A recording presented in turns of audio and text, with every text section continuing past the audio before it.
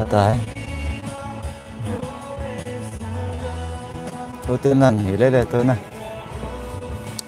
Thực ra làm một lần. Vâng.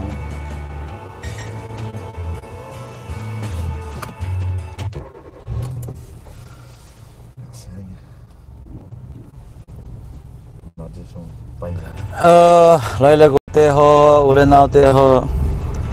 Na bon sa vin si bay. Tu ni mi tam ta chun pathian ni nani no ve 87. A pathian ni kini ni lovin tu ni khoi pathian wa choi na le khop khom ni khwa ki bang bo hen. Ya chun ke yong tu ni a ki khoma ka che na lampi hen. Kaloi ho Orissa Christian ho su gen thei na gama ko na hung Orissa lama missionary na tong khat anau men ama chu tu nia in lama hung je in ama ho in lama chu ki khom ding to kom le ama ka ho lim pi le ka ki mu pi ding a chi ka hen Orissa lam chan chin i to bang ham ti ho yong ka do no men ama chu achang sia missionary ya umahin Bhubaneswar ko tenle Khandamal district ti ho hoi lai lai ama wale ji le kilom ta hen ye chun India adinga Christian ho khatwe nasta jenga su gen the na tho na mon hi je chun achan chin he no ma omen lockdown ho ahung ki hon ta je in yo namun chewa ki khop thei diu ta sana omen oi lai lai ham chu ki khom thei lo lai yang ome ti thu yong ke hen ai pi le lockdown ning kum 2020 a kona lockdown je in ki khom thei lo mi tam ta ki omen teng le taw khom jong ni thei lo pathian thu yong za khat lo wa mi tam ta ki je in mi tam ta chun sagawa thu kam jeng ta banga ki gel na ine jo ven itia la som la ni am ga khop lo zia Christian hi na mangjing to banga ki ge long mi tam ta diu ta san omen ai lai chi pha dong hlun chu lang khana ge la ai le na le ke dinga phat chom na hen ho in kai alut na ho in kai phat chom na ki pol khom anop dan ho avelu ei he do sa kinin chuti lo wa chun ki khop na ho wat wa choi la sa taw khom ti ho ngaya inei gam ta ven ki khoma ki khena isila inat nat naw khat chu min thu aga se ya ele pungke wal aga se ya ko na he ki ngai thape ji ta lo hen tabang ho zo se chu o in ki khop hi ngaya akinei ta ji a dan naran khat banga ki che pi ta ji a he thu sei sot ti ho dong hi khop gam hen thu sei chu ta bang ham ti lang ngai to lovena sot lam jeng in age gelin chu bana ya ke khena hi le mini pi thu pa sei dong le ka thu sei chan hin ki nga tang ka te hin ti le teng la kon i mu so ta ho dong ke ake hal do hajin ye chun e Christian now ta san hi now hi ki ven phat ngain sol cha bolin le ka thot na chun pakai pathin lung set na ichano hi sa po te atien alung set na zia ki khom thei le lung set na zia wa choila sa thei hi ven ya chuni wa choila sa hen lang i khut be hen lang tiang le ho ina ki khop na ho hi phat chom pi ding ta ki khom hi ham ti hi ho in ka ya ichi ting leo ikigel diu thilpoi mo ta jenga hen chuti lowa farisi ho paka yesun ase deudana mi pila taw wa oging ta tengle angol ho athil bol ho mi pin mu hi kha khan te tia ti jata jenga mi hem pa cha ding lo na a thil abo lu chu wana ki pa man amu lo ding hi adin ya chun eyong ta san hi ya ele ita san na ga so ding le ki pa man san na dinga chu ito naw a motive poi mo video ang kain sim tan chung chang thu a chun e chun ka to ding kin na hi ka bol ding kin na hi ti ji a ikin le ina imo po na ga su lol thin na ding maya bola hi a hi le amo pathin ga ma dinga ga su ding ti na hin ya chu Krista to ki zo ngai lut na na tong ngai lut na bol koi hile e nga lu chun kathupi ani ting a hi atin paka yesuin ya chu ki hian lang wa choi la sa hian lang ting le adia pathian tu sei yong hi ngai lut na nei ta je nga sei angai tan tu la ya tu sei tam ta hi ama pol ama ho bung ai lawale ama group thugin to ki tu inbo min thu sei gam tan ya chun angai thla ho hagau hinna tele Krista to ki zop mat na dinga pathin tu hing di ta zenga ki chu na lam sangin ke pol ho ngai dan to ki tu em ka doctrine to ki tu nam ke ho ki kai hoi na le khabu to ki tu nam ti hi thu sei ho ki ve na yong a hi ji a hen Krista to ki nga ki zop mat na dinga ho in kai ho la a he agawa ngui ta jeng khut beng thei ta lo hung ki khom umin tin abang chu sungil ta jenga ha sat na agaw lam nat na ham ta salam nat na ham lungel lam nat na ham nei jong hung ding ti ta sa no men ta chu mi him za chom din mun za choma ki khom ji hi ji a hen tu sei ding hi iki chu naw iki hil naw ho ini kai lo na pen tau zong hi ji a hi chi the nga yen tu ti lo wa ko yam khat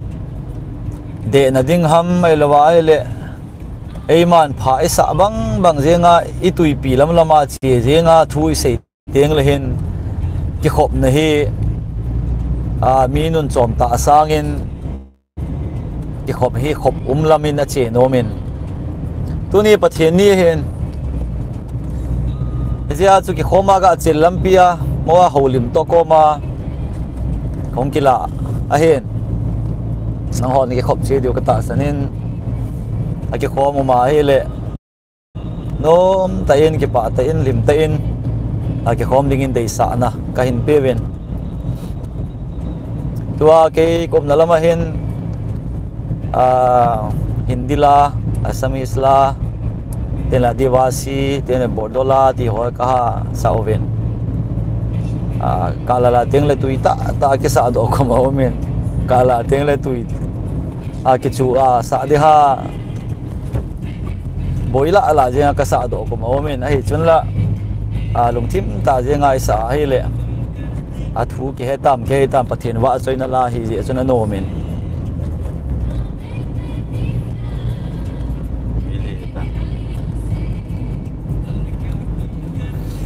kaloi pa ginsang media nei pa Romeo ko koma omen tuni ama to ki khoma ka che tan de hen mel ga sulango ai na dam mo hinam jai ni yong ka dam honin lockdown hung ki jaya ko nin ke ni yong he ki khomin ka che honin je deng le ho in sen ka che honin ho in sa to ki khop to hoi lang ka che khom honin ho lo pe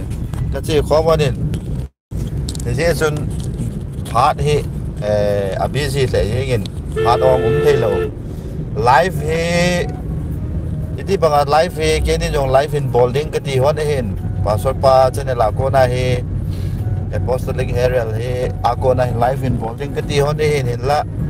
iti sai ding am phat ka busy hon ji je chun ji le wa le ni ding atam ji wal je hen ho in sa ding a hen te dinga hele ho bung ho ga vil ding a hen ho bung ho ga vil ding chu he a hele ke em sáu ta ke em gam ta tam ta chi ngai ki dai hen hi zia chu a live thei hon lo a hen tua he lampia chi koma live ko hen bol hon hen i tabang pathian thulanga hi do no bi lo la het chit nom sagau chan lang hen lang e lawa le pin than lam hen lang lo le kin nep na thu hen lang i pi lang sang yong le ngai dan het chit nom he lawa le e ho Christian hin khoa dinga he Christian hin kho iman na wa he pathian i ho da na wa he i tabanga he pathian ho ding ham i tabanga i ki chon le phading ham ti ho he a het chen e ho Christian hi win Christian hi chu i ho wo da no he ati poi ti na he lovin e hon chon na da na nu te pa te lo pi le pu te khanga ko na Christian ni he win hi chu a ngai na ina se kha o ham hi la wa le i ho dan ho he i tabanga ki bole pha ham i tabang hi ti zo ding hi le hi ho ngai dan mong le hin share win lang hi cho pastor pa ko na don bun na hu min tin hi cho se cho ina ngai zo wa ta sa le taga wa khan to na machal na ina nei diu hi kine pa o mi nei hi je chun viewer ho hin subscriber ho hin nang hon tu chana he subscribe na hin bolwa elo le share hin bolwa views na hin benwa sagau lama hen lang ta salang yong le machal na khanto na nei diu kinep awmin yes chun na chung chewa ki pa thu kan sei hodin subscribe and bol jalawin live ka hong hi thei hodin hi je chun nang ho chung en rong ki pa thu avel velin pakai minin kan sei hodin he hi chun do nom het nom na nei jeng wa le comment na nên xây hin tua nên xây theo hin comment là hin xây min lang comment là chun don bút theo ma ai là vậy lệ cái hồ lim nó theo mâm thì cho pastor pa con đang don bút nào hung mình tin thì cho cái hồ lim pe đều hin tin tua hin comment nào mi lại comment hi đã xây theo cái lại comment hi bố mình hi chỉ chun comment hin bố lo bên lang comment là hin là lùng gel ho hin xây cho mình thì cho cái tiền mùa hin lang ana zong di channel hi pathian thu le la a hello lai te muntin gam tina ke ni hi kol le vai la kin bodo ho la adivasi ho la kai honin emi ho la kai hon lo ji chun gala ko na he online YouTube bang cha hi live kan bol hon ding la wala pathian thu yong pathian pin tha thu a hin la wala rapture ding thu a hin ni cho do se aki sei sa tan hi channel hin visit na bolwa na het chen lo wa le na ngai wa hi cha ko na chu het chit pe na no wa lo la hi chilai chu kalung asai e na ti wa hi le hi chilai chu na hin question theo hi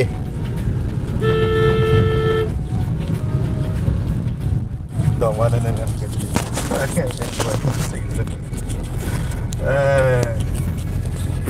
tu ni azo nan loi ho ko makaga sei nom chu comment video masalam tama comment tam ta ngo chu sabat ni chung chang hen amon e nil na wa chun yona ve diwong kata sanin nangonin sei na wa chun adiin pathenin ni sagi ni chu ki chol do ni na siemin da noi a chun israel chate henga ki chol ding ina na pe israel te na ki chol bin ichu ni group na to wa ni sagi ni ki chol he ben hitobanga chu dunia ei hon pathin ni kitia sunday ki manghi pop sim a hin izia chu hi che he adi lo hin pathin na sim zo chu manding hi ti powa hin se yong a omen ai pi chu le hapta kana ni kho sagi ho zo se he pathin sim a hin amin hi ei ho ei pa wa thu chang hin sem do aob hin bul hin pan British ho to hin bulin pan ipu ngul hawin anale do na a chu sem pat ni le sem ni ti hama tigin ni patheni ti ana koi hin patheni sunday ti a koi zia hi a sunday kheli patheni le sunday kheli pathen ho na a kimang ti na yong hi pon a sunday lo jing yong hi tho tan ni tho le ni ai lo wa ai le ni lai ni ho don ki khoma pathen ki wa sai tho hin ya chu ani de set deu banga ki gin ni khel pathen ho ding ti na pa hi comment lama e ha do na wa hen ke gela kele bible la thurung tha bulang ibe na ele tabanga ni kho khat sa lu de a ni kho dang sa lu lo de ti chu tulung tha ki chu na hi tapon ya chun tuni Sunday yong hi neolai chun pathian ni hin gupel cho hi lang gama na po loading Israel ten dan na ki chu bang bang wat ei na ki chu sa jiu hi nu le pa ten ko e thing thlanga kyum la ya chun gupel long ki choi lo chem long ki choi lo gama ki pot ngai lo hi adi e edi chu neolai in he lo ja ei na hi lo hin ai la atunia pathian ni ki tia Sunday ki ti hi sabat bang banga nit go yo ma le ong di de lo he chu tia Saturday chu pathian siamia ten Sunday pathian siam hi lo na de lo hen chubana Sunday chu po min asa a ki gin ni chu po min asa lo yong de lo hen Sunday hi banga Saturday yong chu po ma ko na hung po tho ti na di tho ai mo calendar a ko na min ki sa hen Saturday ki ti chu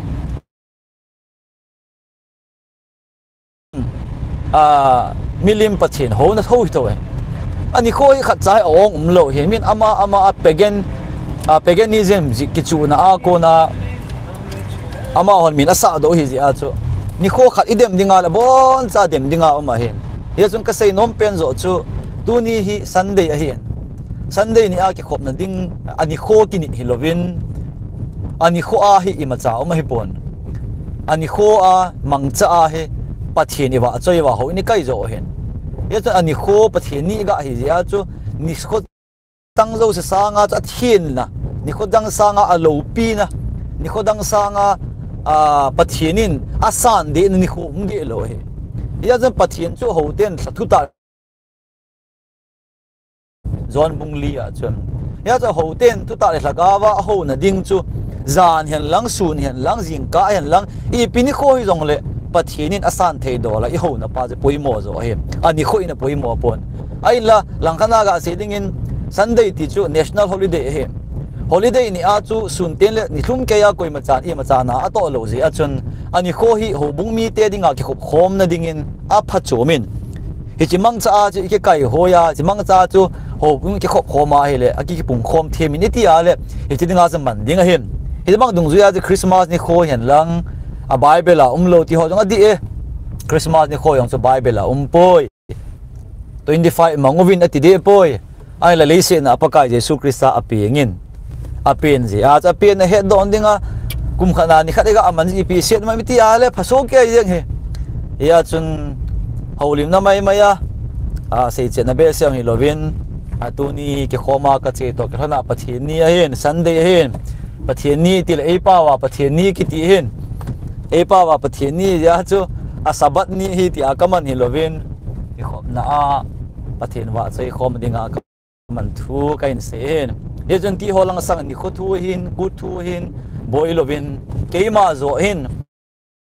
I pini kho hi jong le pathian henga ka taw pathian henga ka kwa choila ka sa ki thu mai lo ale ki khom ni kho teng le hin thu ta le lagawa pathian howa ka che hinam ti pa zo hi nang le ki khol nga hin I pini kho a pathian ka wa choi ham ti lam sa nga I ti din muna keima hin pathian ka wa choi ham I pidin muna I pilunggel pu a pathian hanga kilang ka ham ti zo he iti chu nang le ke ki khon na ding a he lampi a se ta je en a live thading in nong ki gel ti tu ni patep to lampi a kang live in a ve hol